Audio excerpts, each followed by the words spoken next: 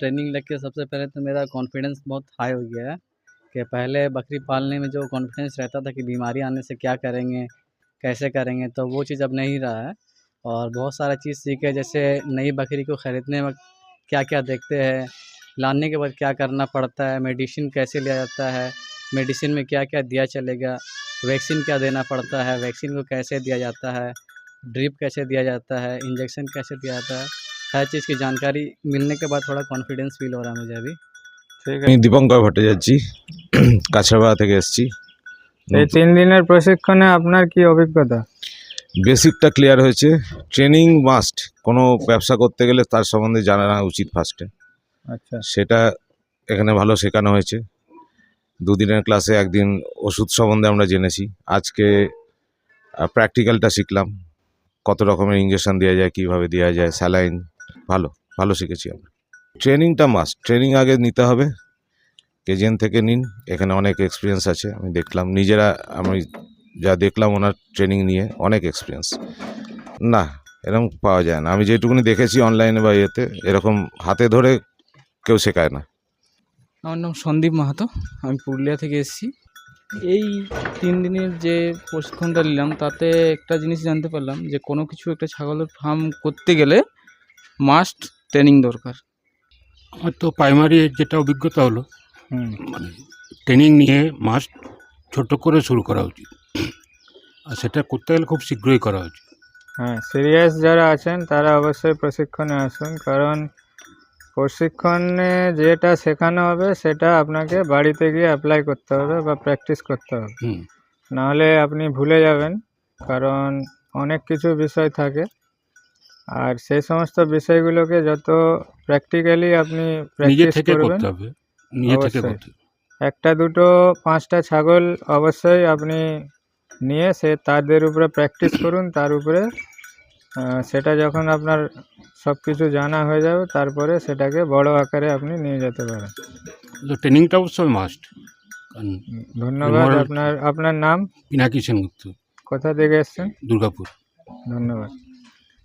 এরপরে একজন অভিজ্ঞ খামারি আছেন, দীর্ঘ 3 বছরের খামারি, এর আগেও আমাদের কাছে প্রশিক্ষণ নিয়ে গেছেন, আর 80 থেকে 85টা ছাগল নিয়ে বর্তমানে খামার করছেন এবং বিভিন্ন সমস্যার সম্মুখীন হচ্ছেন, এবং সেই সমস্ত সমস্যাগুলো থেকে বেরিয়ে আসার জন্য আরও ভালোভাবে শিখতে আমাদের কাছে আবারও প্রশিক্ষণে এসছেন। এনার নাম হচ্ছে শেখ মুস্তাক আলী, ইনি পূর্ব বর্ধমান মেমারি থেকে এসছেন, দেবীপুরের কাছাকাছি। তো দ্বিতীয়বার প্রশিক্ষণে আসার কি কারণ? মেন মেডিসিন যেগুলো জানতাম না সেগুলোকে আরও ক্লিয়ার হয়ে গেল, কিছু সার্জারি সেগুলো ক্লিয়ার হয়ে গেল। মেন মেডিসিনের ওপর ফোকাসের জন্য আসা হয়েছে। ছাগল পালনের মেডিসিনের গুরুত্ব আপনি এখন কি বুঝতে পারছেন? হ্যাঁ, অবশ্যই। কতটা মেডিসিন না হলে ছাগল পালন চলবে না। যে কোনো লাইভ স্টক বিজনেস চালাতে গেলে আপনাকে অবশ্যই মেডিসিনের প্রপার নলেজ রাখতে হবে, কারণ একটা মেডিসিন দিয়ে অনেকগুলো রোগকে সারানো যায়, আবার অনেকগুলো মেডিসিন দিয়েও আবার কোনো রোগকে সারানো সম্ভব হয় না। হ্যাঁ, অবশ্যই, কারণ সঠিক জায়গায় সঠিক জিনিসের প্রয়োগ করতে হবে।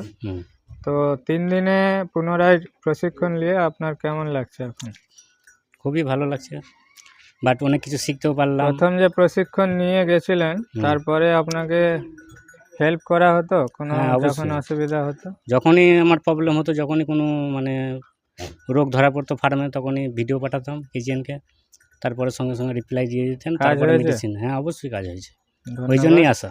ধন্যবাদ আপনাকে। আমি হাসানুজ্জামান, বীরভূম থেকে এসেছি। 3 দিনের প্রশিক্ষণ নিয়ে আপনাকে কেমন লাগছে?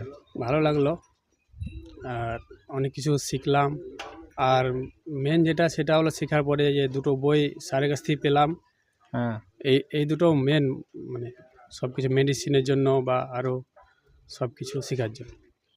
तो कोई भी अगर नया बकरी पालना चाहता है, जो नया किसान है, उनके लिए आप क्या कहेंगे?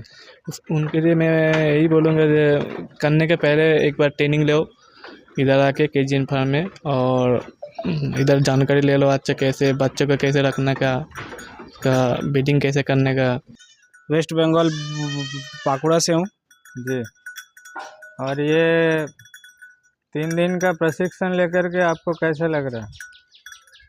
मुझे ट्रेनिंग लेके बहुत ही अच्छा फील हो रहा है। तो मुझे बहुत कुछ सीखने को मिला है। अब लग रहा है कि मैं कर सकता हूँ फार्मिंग।